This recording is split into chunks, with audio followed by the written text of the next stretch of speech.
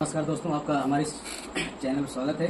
आज हम ऐसे शख्सियत से बात करने जा रहे हैं जो अभी रात के 12 बज रहे हैं, जो पढ़ाई कर रहे हैं इस टाइम शायद यूपीपीएससी का।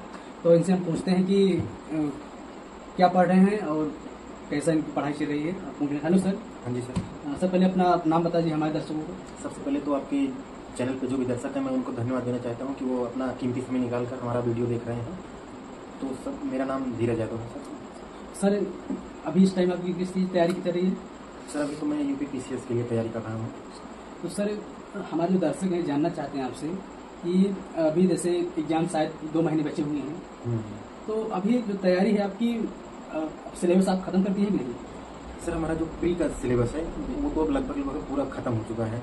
हमारा रिवीजन चल रहा है प्री का। इसे जानना चाहते हैं कि जैसे भी और बच्चे भी तैयारी कर रहे हैं, तो अभी आपका रिवीजन ही चल रहा होगा। तो सर जैसे कुछ बच्चे हैं, हमारे पास दर्शकों को बहुत कमेंट आता है कि सर अभी रिवीजन करने में दिक्कत हो रही है, बार बार रिकॉल करने में दिक्कत प्रॉब्लम हो रही है, चीज़ें याद नहीं हो रही हैं। जैसे कुछ चीज़ें हैं जैसे हिस्ट्री, क्योंकि पीसीएस जो होता है, जो जहाँ तक मैं समझ पा रहा हूँ कि एक फैक्ट है, जो फैक्ट पूछा जाता है।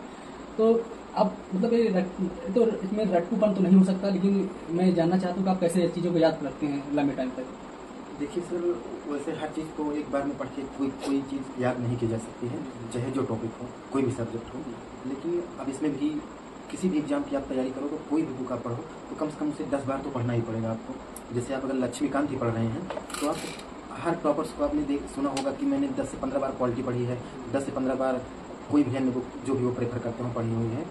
तो ऐसा नहीं है कि वो झूठ बोलते हैं कि 10 से 15 बार क्यों पढ़ेंगे, वो चीज़ें याद नहीं होती हैं तो आपको 10 से 15 बार पढ़नी ही पड़ती हैं। तो अगर आप केवल 1 बार 2 बार पढ़ के कोई एग्जाम देने जा रहे हैं और आपसे क्वेश्चन नहीं बन रहा है, या फिर आप खुद मॉक टेस्ट दे रहे हैं, क्वेश्चन नहीं बन रहा है, तो कहीं ना कहीं ये आपकी ही कमी है। आपको उसको किसी भी तरह से टाइम देकर इतना बार पढ़ लेना चाहिए कि वो आपका तैयार हो जाए।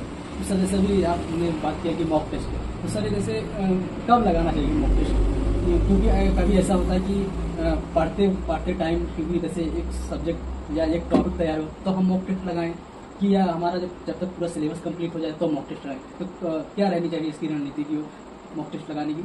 देखिए सर, मॉक टेस्ट में भी कई तरह के मॉक टेस्ट होते हैं। जैसे कि अगर आप मान लीजिए हिस्ट्री का पोर्शन पढ़ रहे हैं और उसमें आपने सिंधु घाटी सभ्यता पढ़ा, तो अब आप पिछले जिस भी एग्जाम की तैयारी कर रहे हैं, अगर आप यूपीएससी की तैयारी कर रहे हैं तो आपको ये देखना चाहिए कि 2001 से या कम से कम 10 वर्षों का प्रश्न आप उठा कर देखिए और उसमें ये देखें कि पिछले 10 वर्षों में सिंधु घाटी सभ्यता से जितने भी प्रश्न 8, 10, 20 प्रश्न पूछे गए हैं वो सारे प्रश्न आपके बन रहे हैं कि नहीं। अगर नहीं बन रहे हैं तो कहीं ना कहीं अभी आपके टॉपिक में आपने जो भी तैयार किया उसमें कुछ कमियां हैं, तो उसको आप इस तरह से सुधार सकते हैं। इस तरह से आप धीरे धीरे करके जब आप पूरा सब्जेक्ट पढ़ लें फिर उसके बाद आप फुल लेंथ टेस्ट लगाना शुरू करें, जैसे कि 100 नंबर का या 50 नंबर का। तो इस तरह से आपका सब्जेक्ट तैयार हो जाएगा और आपकी कमियां भी नजर आएंगी।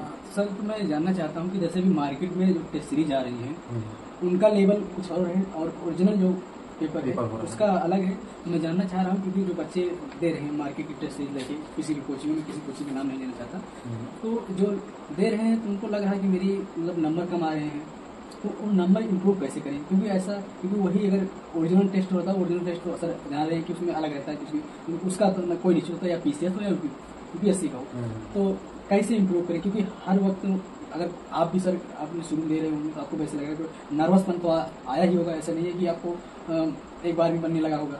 तो क्योंकि क्वेश्चन की डिमांड क्या हो रही है, क्योंकि बच्चे ये नहीं समझ पाते क्वेश्चन की मेन तो है क्वेश्चन की डिमांड, लेकिन क्वेश्चन की डिमांड नहीं समझ पाते, नर्वस हो जाते हैं।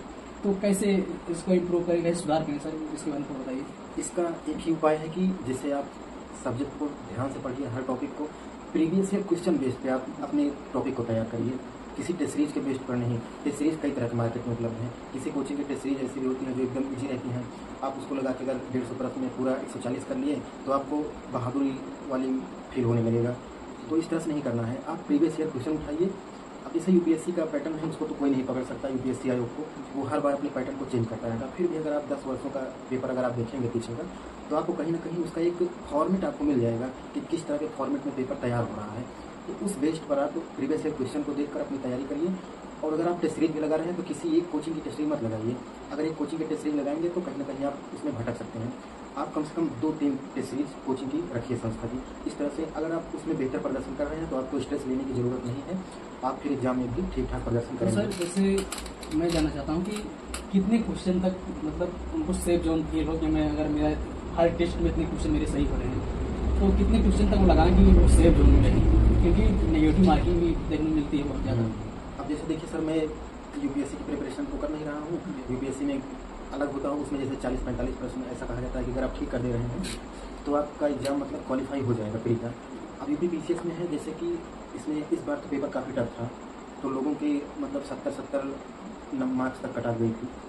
अब जैसे यूपी पीसीएस अगर आप देखेंगे ओवरऑल, तो अगर आप 90 प्रश्न सही करके आ रहे हैं, 90 या 100 तक 150 में से, सर तो आप सेफ जोन में हैं।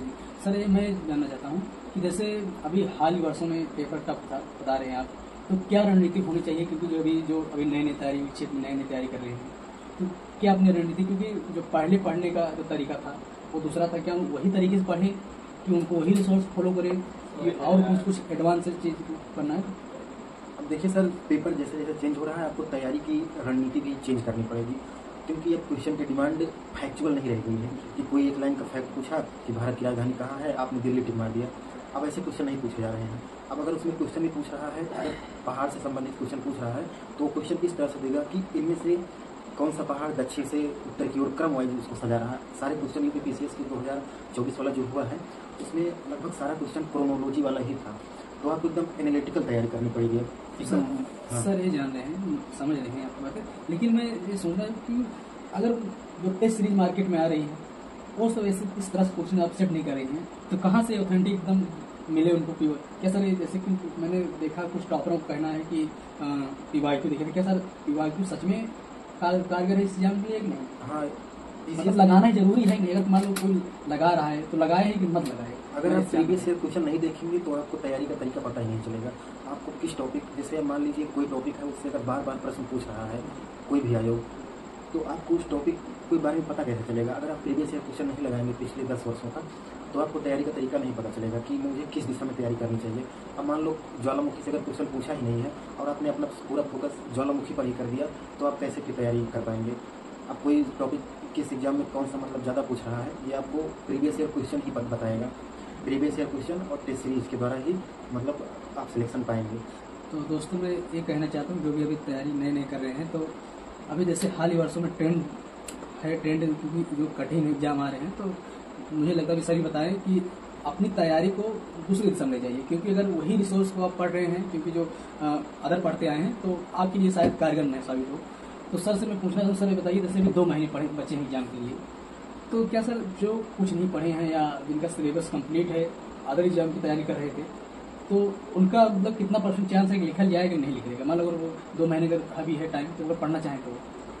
देखिए, जो अदर एग्जाम की तैयारी कर रहे थे, अगर अब वो 2 महीने केवल अपना पीसीएस को देंगे तो हो सकता है उनका निकल जाए, लेकिन संभावनाएं कम ही रहेंगी, क्योंकि अगर वो एसएससी की तैयारी कर रहे थे पीछे, तो उसमें तो मैथ और इंग्लिश का काफ़ी वेटेज रहता है, तो हो सकता है वो उस लेवल का जीएस ना पढ़े हों जितना यूपी पीसीएस डिमांड करता है। तो फिर भी अगर वो निकालना चाहते हैं, तो वो मतलब प्रीवियस ईयर क्वेश्चन बेस पर अगर घटना चक्र की तैयारी अगर करके जाते हैं ठीक ठाक, तो उनका लगभग 50 से 60 क्वेश्चन घटना चक्र से रिपीट हो जाता है। तो घटना चक्र की हर सब्जेक्ट की किताबें अगर लेकर एनालिसिस कर लें और करंट अफेयर पर अच्छी पकड़ बना लें, कोई अच्छी मैगजीन लेकर, जैसे कि घटना सार की मैगजीन आती है, तो उनकी तैयारी हो सकती है, कट ऑफ तक पहुँच सकते हैं। ठीक है सर, आपसे बात करके बहुत अच्छा लगा सर, धन्यवाद सर। ठीक है।